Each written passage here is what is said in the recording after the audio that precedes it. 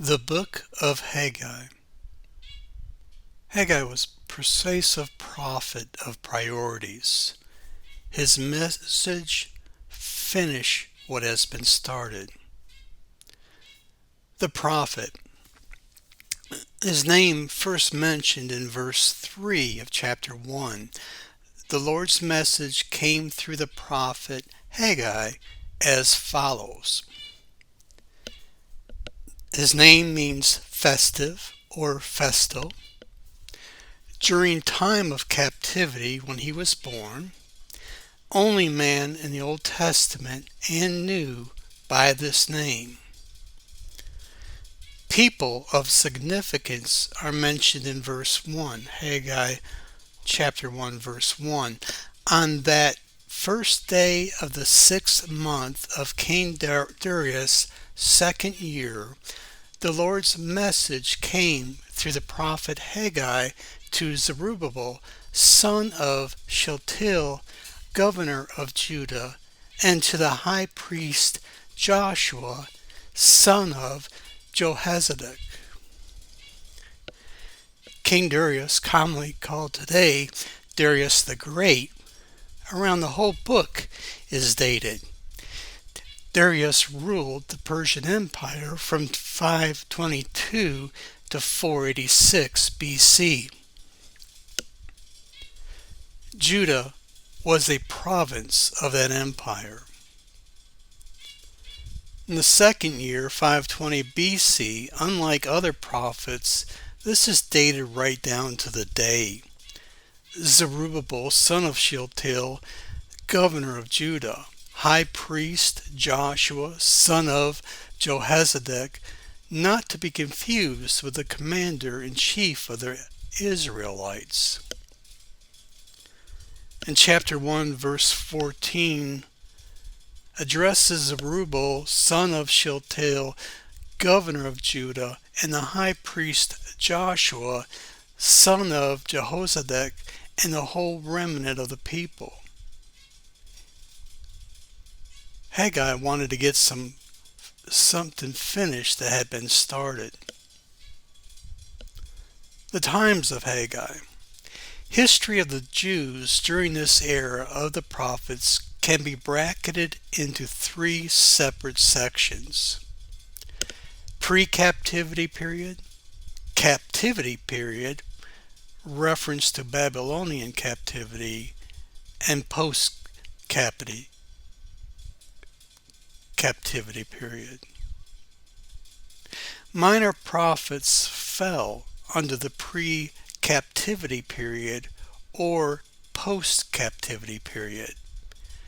Haggai is the first prophet to minister after the captivity period, 520 BC. 70 years have passed with no prophet.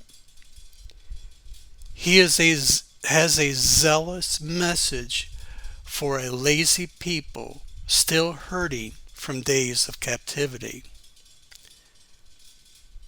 Haggai 1 verse 1. On the first day of the 6th month of King Darius' second year. In the days of the Bible, April was the first month, so the 6th month was September 1st, 520 BC. In Haggai chapter 1 verse 15 we read, this took place on the 24th day of the 6th month of King Darius' second year.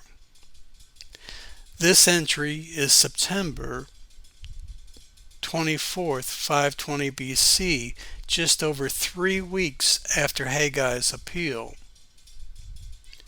He continues in his journal October 21st, 520 BC, in chapter 2, verse 1.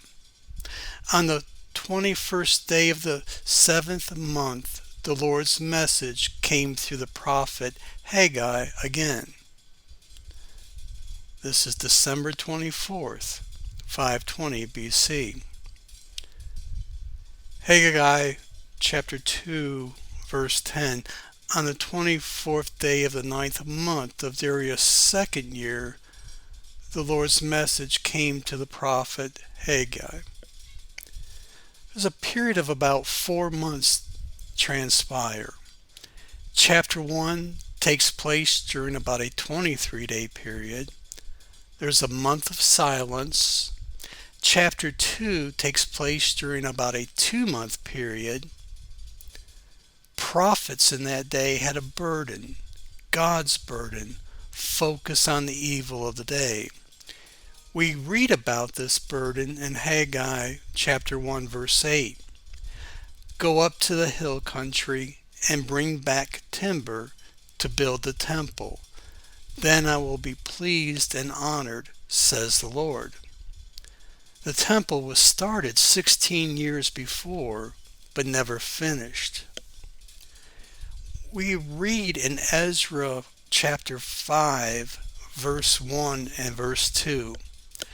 Now the prophets, Haggai and Zechariah, the son of Iddo, prophesied to the Jews who were in Judah and Jerusalem in the name of the God of Israel, who was over them. Then Zerubbabel, the son of Shealtiel, and Jeshua, and the son of Jozadak, arose and began to rebuild the house of God that is in Jerusalem, and the prophets of God were with them, supporting them. When the first party of exiles returned to their homeland under the leadership of Zerubbabel, grandson of King Jehoiakim, in 58, they made an enthusiastic start on rebuilding the temple, which had been destroyed by the Babylonians in 587. But opposition and apathy very soon brought the work to a standstill. We read in Ezra chapter 4 verse 5, and bribed counselors against them to frustrate their purpose all the days of Cyrus, king of Persia, even until the reign of Darius, king of Persia. Verse 6, and in the reign of Ahasuerus, in the beginning of his reign, they wrote an accusation against the inhabitants of Judah and Jerusalem. The first group in exile departed for the Holy Land under Sheshbazzar sometime shortly after 538. They must have found conditions difficult, for although they made a start on rebuilding Jerusalem and the temple, they got no further than laying the foundation. 16 years after the decree of the Persian Emperor Cyrus, which allowed the people to return. A second group of exiles under Zerubbabel, who may have been a nephew of Sheshbazzar and Joshua, a priest, also came from Babylon. The people already in the land and the inhabitants of the old northern kingdom area of Samaria did not welcome these returning exiles and tried to block their building of a temple and of city walls for Jerusalem.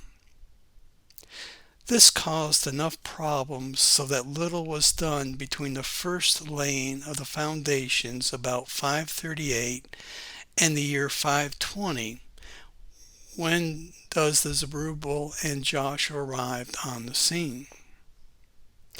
In that year, the prophets Haggai and Zechariah began to preach warnings that God would not stand for these delays and the temple must be built. Haggai and Zechariah began to stir things up. This is a rubble, and Joshua responded with an all-out effort, and the temple was finished by March or April of 516 BC.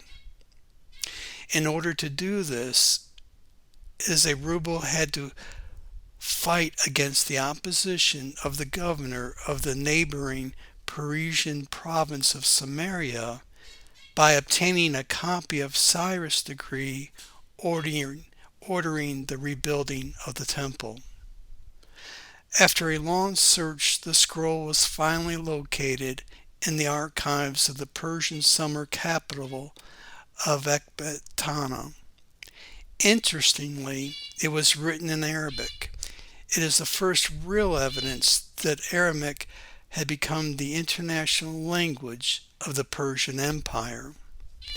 It would soon become the common language of the people of Palestine as well, and by the time of Christ, Hebrew had faded into a language for scholars and synagogue leaders. If there was an uncompleted temple, God could not reside among his people. The land had been defiled and needs to be purified and consecrated by the presence of God in his temple. At first there was the tabernacle, then there was the temple. The prophet combines a political program of rebuilding the temple with the demand for people who will strive for holiness in their personal actions. For Haggai, as for Ezekiel, and the entire line of prophetic voices back to Amos, a temple without individual fidelity will have no power to bring God's blessing on Israel.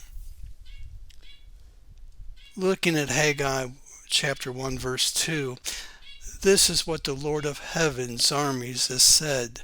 These people have said, the time for rebuilding the Lord's temple is not yet come. Remember, it took them 23 days to come together.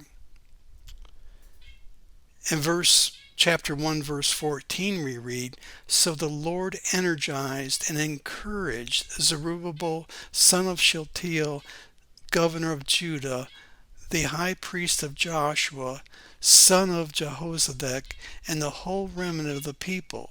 They came and worked on the temple of their God, the Lord of Heaven's armies. So Haggai's style: contagious enthusiasm, strong rebuke against indifference, attention to detail. This is unique to Haggai. Extreme sensitivity towards God. 4 times he brings 4 sermons. He begins with, thus says the Lord of hosts. The messages are precisely given within a 15-week period. Let's look at Sermon 1, Haggai chapter 1, verses 2 through 15. Thus says the Lord of hosts, these people say the time is not yet come to rebuild the house of the Lord. The work slowed down, and Haggai delivered 3 more warnings. In the coming months, he encourages the people's morale by pointing to Zerubbabel of all as God's appointed ruler and the one who had restored the family of David to the throne of Israel. After all, Zerubbabel was a grandson of Jehoiakim, the last of the defeated kings and the rightful successor to the throne of Judah. Sermon 2 we pick up in chapter 2, verses 1 through 15. In the 7th month, on the 21st day of the month, the word of the Lord came by the hand of Haggai the prophet. Verse 4, yet now be strong, O Zerubbabel, declares the Lord. Be strong, O Joshua, son of Jehozadak the high priest. Be strong, all you people of the land, declares the Lord. Work, for I am with you, declares the Lord of hosts. Sermon 3 is read in Haggai chapter 2, verses 10 through 19. On the 24th day of the 9th month, in the 2nd year of Darius, the word of the Lord came by Haggai the prophet. Verse 11, thus says the Lord of hosts, ask the priest about the law. Sermon 4, Haggai chapter 2, 20 through verse 23. The word of the Lord came a second time to Haggai on the 24th day of the month.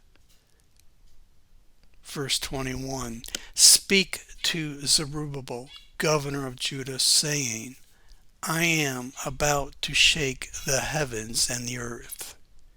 Verse 22. And to overthrow the throne of kingdoms.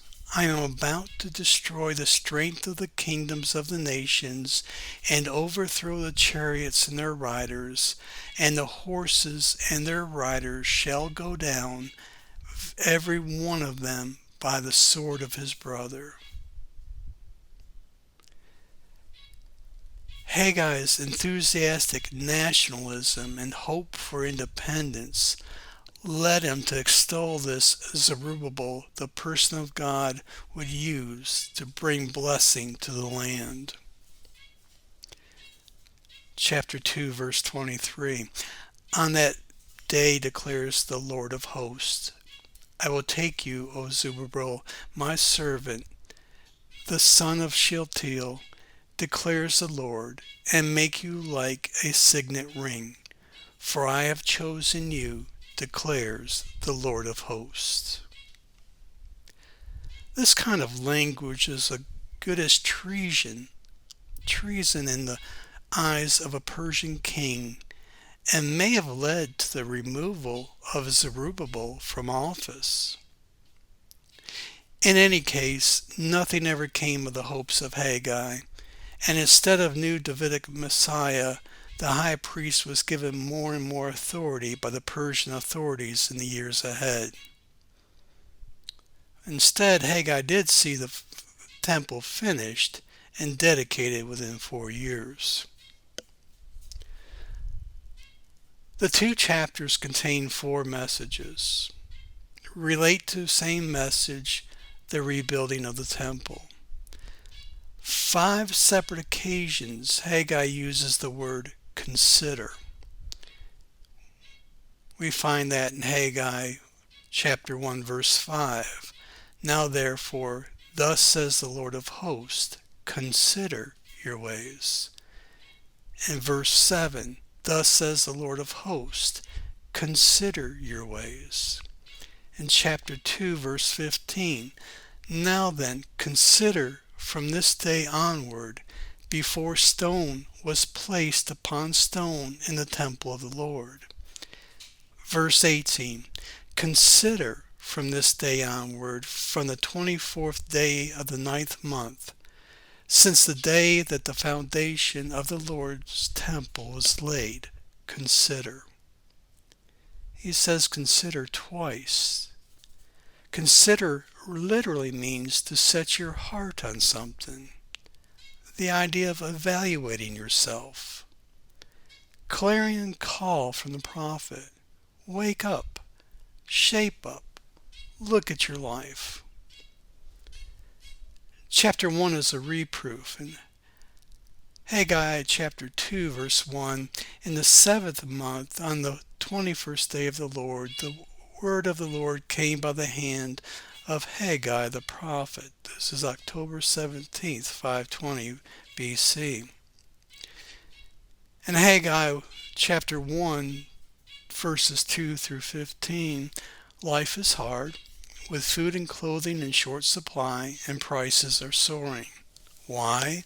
Because the people have their priorities wrong.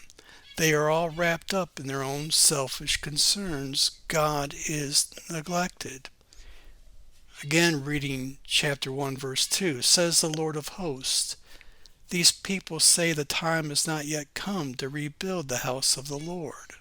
Verse 3, then the word of the Lord came by the hand of Haggai the prophet.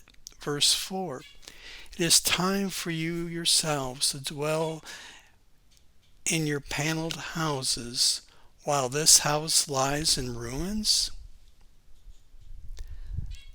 Haggai then describes their ways. In Haggai chapter 1 verse 6, you have sown much and harvested little. You eat, but you never have enough. You drink, but you never have your fill. You clothe yourselves, but no one is warm.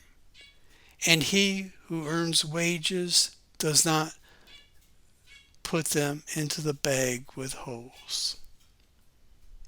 This is the only time in the Bible that this particular picture of money is presented, meaning you never have enough.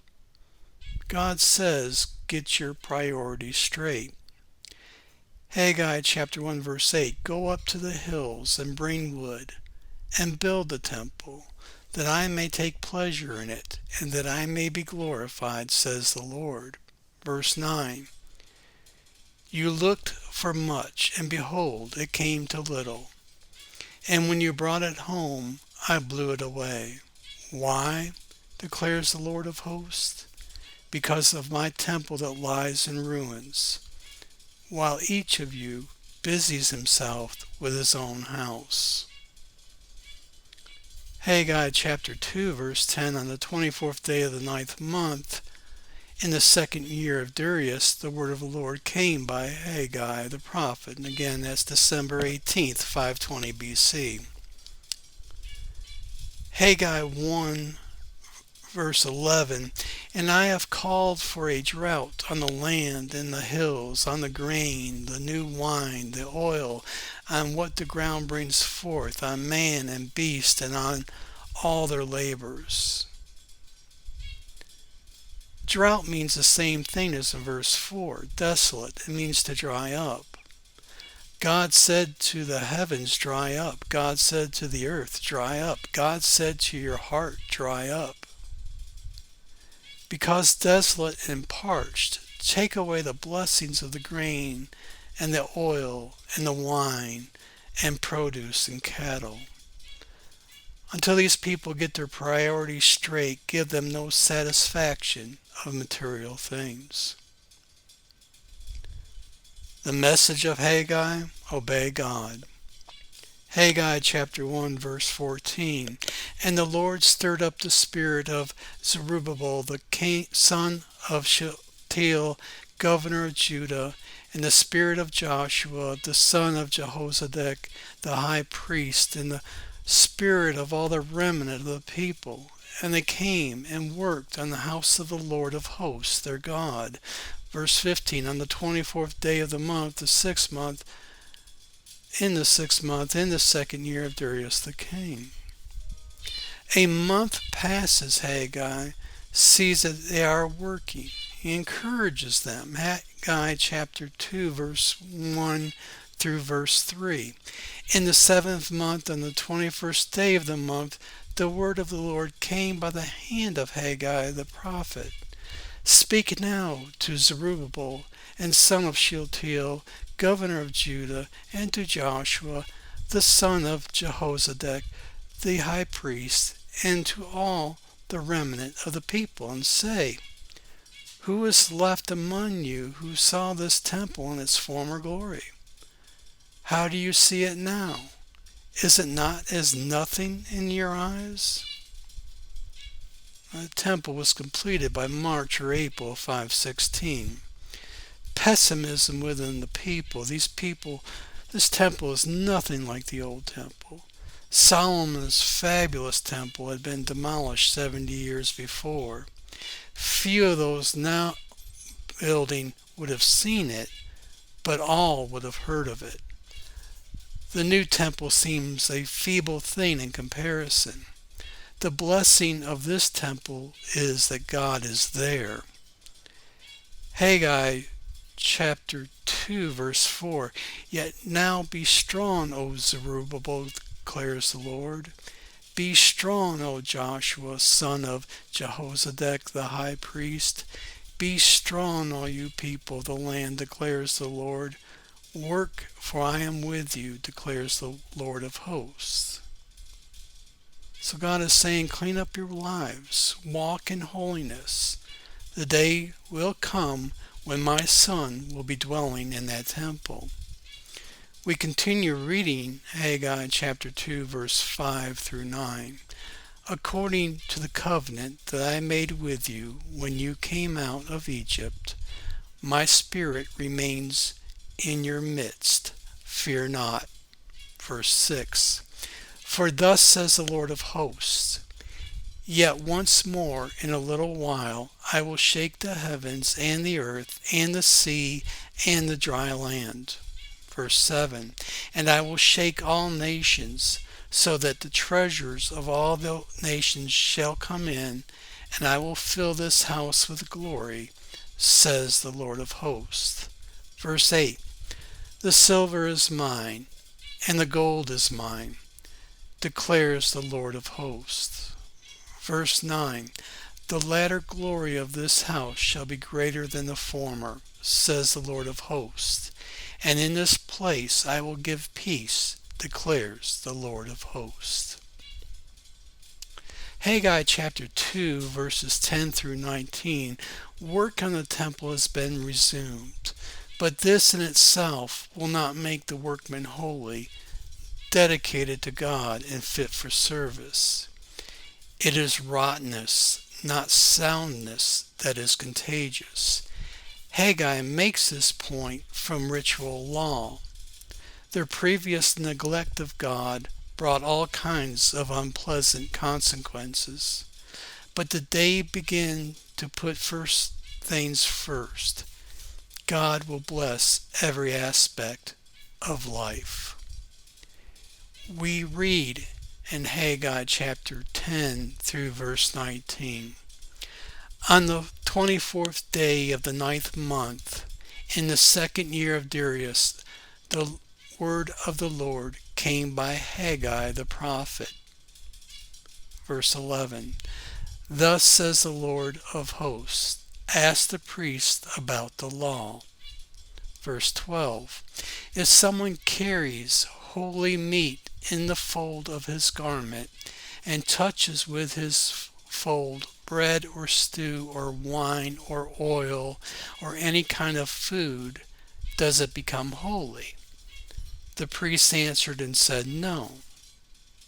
Verse 13. Then Haggai said, if someone who is unclean by contact with a dead body touches any of these, does it become unclean?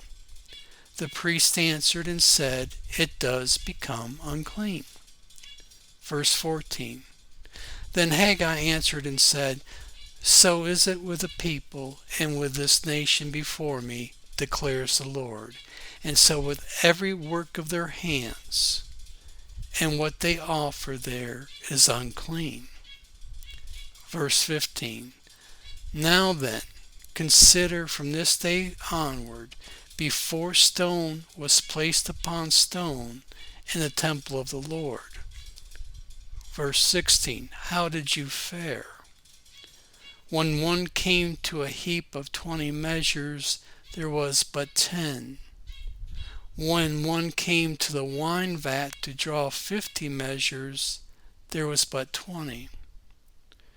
Verse 17. I struck you and all the products of your toil with blight and with mildew and with hail, yet you did not return to me, declares the Lord. Verse 18. Consider from this day onward, from the 24th day of the 9th month, since the day that the foundation of the Lord's temple was laid, consider. Verse 19. Is the seed yet in the barn? Indeed, the vine and the fig tree, the pomegranate and the olive tree have yielded nothing. But from this day on, I will bless you. Haggai chapter 2, verse 20 through 23 is a word for Zerubbabel.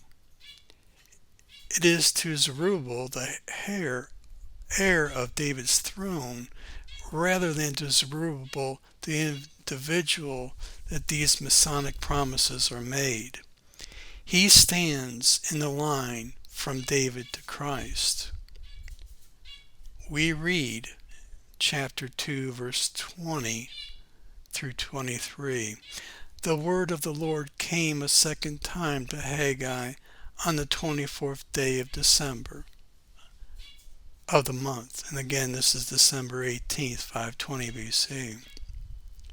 Verse 21, Speak to Zerubbabel, the governor of Judah, saying, I am about to shake the heavens and the earth. Verse 22, and to overthrow the throne of kingdoms. I am about to destroy the strength of the kingdoms of the nations, and overthrow the chariots and their riders. And the horses and their riders shall go down, every one by the sword of his brother. Now for the messianic promise, we read in chapter 2, verse 23, On that day, declares the Lord of hosts, I will take you, O Zerubbabel, my servant, the son of Shealtiel, declares the Lord, and make you like a signet ring, for I have chosen you, declares the Lord of hosts. Zerubbabel is not given the title king, but it seems as if the curse on King Jehoiakim, recorded in Jeremiah 22, verses 24 through 30, is being lifted. If you turn to Jeremiah 22, verses 24 through 30, we read, As I live, declares the Lord, through Coniah the son of Jehoiakim, king of Judah, were the signet ring on my right hand, yet I would tear you off. Verse 25, and give you into the hand of those who seek your life, into the hand of those whom you are afraid, even of Nebuchadnezzar, king of Babylon, and into the hand of the Chaldeans. Verse 26, I will hurl you and the mother who bore you into another country where you were not born, and there you shall die. Verse 27, but to the land to which they will no longer to return, there they shall not return. Verse 28, is this man Coni a despised broken pot, a vessel no one cares for? Why are he and his children hurled and cast into a land that they do not know? Verse 29, O land, land, land, hear the word of the Lord.